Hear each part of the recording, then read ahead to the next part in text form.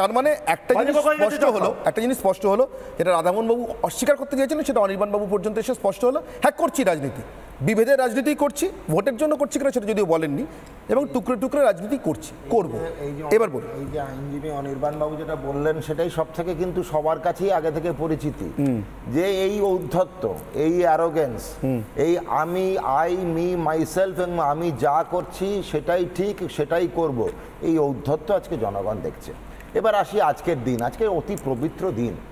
আমরা মাননীয় মুখ্যমন্ত্রী মমতা বন্দ্যোপাধ্যায়কে এর আগেও দেখেছি বিভিন্ন রিলিজিয়াস ফাংশন অ্যাটেন্ড করতে। দুর্গাপুজোর সময় দেখেছি অনেক জায়গায় তিনি দুর্গাপুজোর ফিতে কাটতে গেছেন।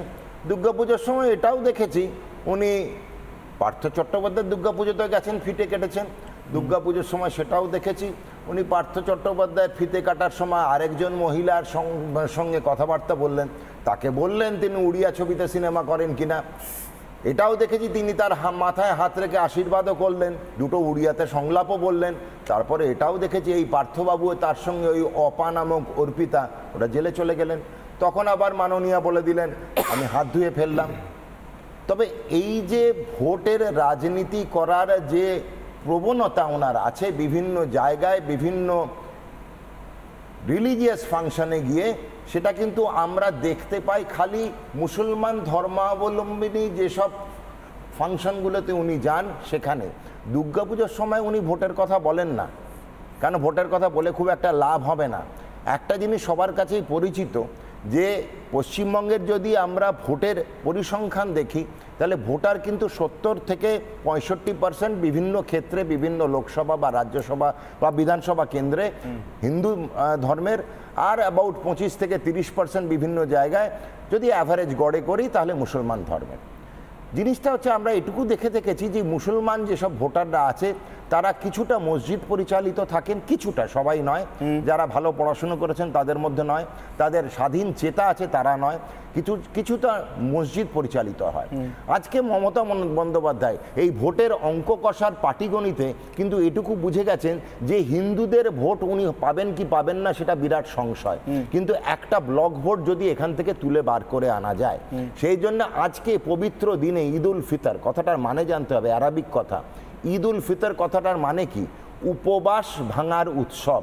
সুতরাং একটা উৎসবের দিন আজকে, সেখানে কোনো রাজনীতি বা রাজনৈতিক কথাবার্তা বা রাজনীতিকরণের দরকার নেই, করা উচিত নয়, এবং কেউ যদি করে থাকে তার আমি ভর্ৎসনা করি, সেটা বলা উচিত নয়। 2 নম্বর, ইসলাম কথাটা, ইসলামের মধ্যে ইসলাম বলে কথাটা, সেটা হচ্ছে আরবি রুট থেকে আসে, একটু পড়াশুনো করলেই জানা যায়। ইসলাম কথাটার মানে হচ্ছে পিস, শান্তি। তো আজকে কি হলো, মুসলমান বা মুসল্লাম ইমান, এই জায়গায় দাঁড়িয়ে তাদের যে আজকে শান্তির দিন, উৎসবের দিন, উপবাস ভাঙার উৎসবের দিন, সেটা উনি রাজনীতিকরণ করলেন, সেটা বাঞ্ছনীয় নয়। রাজনীতি অনেক জায়গায় করতে পারেন, কেন করলেন? ভোটটা নেবার জন্য। কত ভোট? 20 থেকে 25% ভোট। কেন? উনি এখন ভীতগ্রস্ত হয়ে গেছেন। উনি কিন্তু এটুকু বুঝতে পেরেছেন পায়ের তলা থেকে জমি চলে যাচ্ছে, এমনকি মুসলমানরাও কিন্তু ওনাকে আর পছন্দ করে না। আরেকটা পরিসংখ্যানে আসি, ভোটের ক্ষেত্রে যদি দেখি, ভোটার হচ্ছে 25 থেকে 30% মুসলমান পশ্চিমবঙ্গে। আবার পরিযায়ী শ্রমিকদের কথা দেখি, পশ্চিমবঙ্গে কিন্তু বিরাট ক্ষেত্র আছে যেটা পরিযায়ী শ্রমিক বলেই বিভিন্ন রাজ্যে যান। কোন রাজ্যে ম্যাক্সিমাম যান? পরিসংখ্যান দেখে নেবেন, গুজরাট নাম্বার 1। 2 নম্বর স্টেট কোথায় যান? মহারাষ্ট্র। 3 নম্বর রাজ্য কোথায় যান? কেরল। 4 নম্বর যান তামিলনাড়ু। এই 3-4টে রাজ্যে কোথায় কিন্তু তৃণমূল কংগ্রেস নাই। গুজরাটে বিজেপি, মহারাষ্ট্রে বিজেপি, কেরালায় রয়েছে লেফট ডেমোক্রেটিক ফ্রন্ট, এবং তামিলনাড়ুতে রয়েছে ডিএমকে।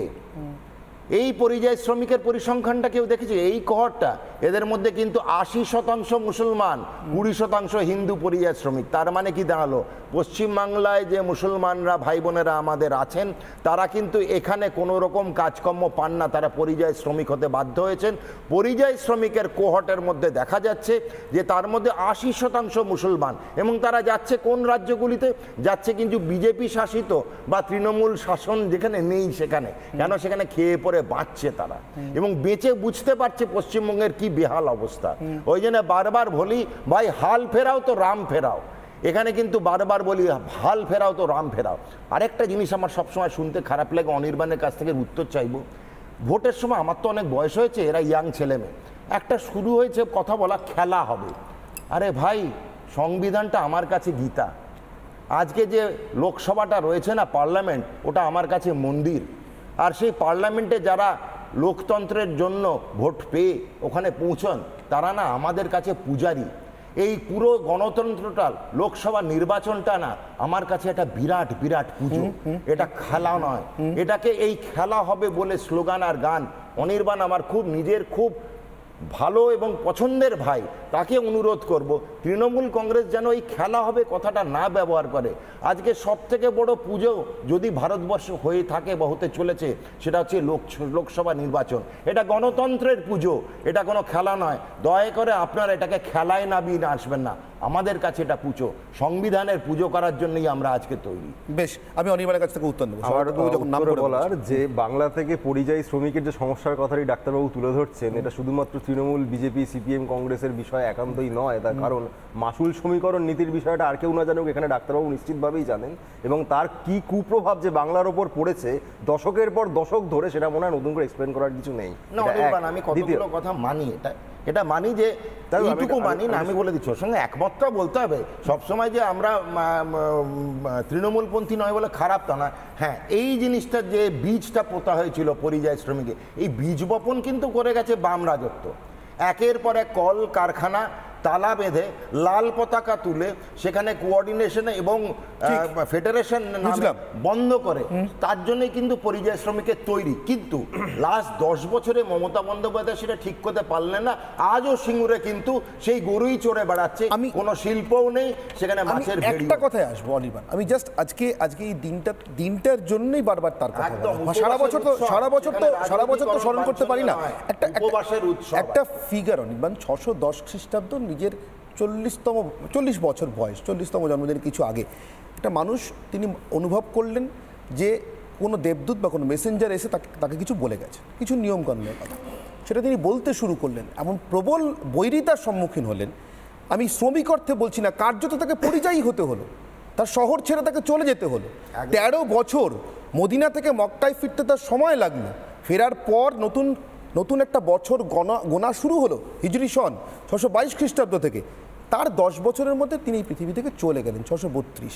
আপনি আমাকে বলুন তো অনির্বাণ, 610 থেকে 622, অন্তত নিজের যে 13 বছর নিজেদের সমস্ত সঙ্গী সাথী সমেত যারা ইসলাম কবুল করেছেন, নিজের সে ছোট্ট ভাইপোটাকে নিয়ে আলী তাকে সমেত, যিনি এত বছর বাইরে কাটালেন, 13টা বছর জীবনের এই পরিযায়ী অবস্থাতেও কি কোনোদিন তিনি ঈদের নামাজ থেকে নতজানু হয়ে ঈশ্বরের কাছে সমস্ত সমর্পণ করার পর একটি পলিটিক্যাল কথা বলেছেন, একটি রাজনৈতিক কথা? এখানে অনির্বাণ একটুখানি বলতে যাই, যেরকম সাম্প্রদায়িকতা খারাপ না, সেরকম প্রাদেশিকতাও খারাপ।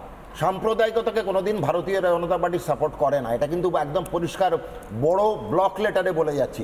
কিন্তু আমরা আরও হেট করি প্রাদেশিকতা, যখন মাননীয় মুখ্যমন্ত্রী বিশ্বের সর্ববৃহৎ রাজনৈতিক দলের রাজ্য সভাপতি, দেশের সভাপতি যখন আসেন, তাকে বলে নাড্ডা হাড্ডা গাড্ডা চাড্ডা এবং বহিরাগত এসেছে কেন? তো সেটা কিন্তু প্রাদেশিকতা, সেটা সাম্প্রদায়িকতার থেকেও আরো বেশি। আমি এটার উত্তর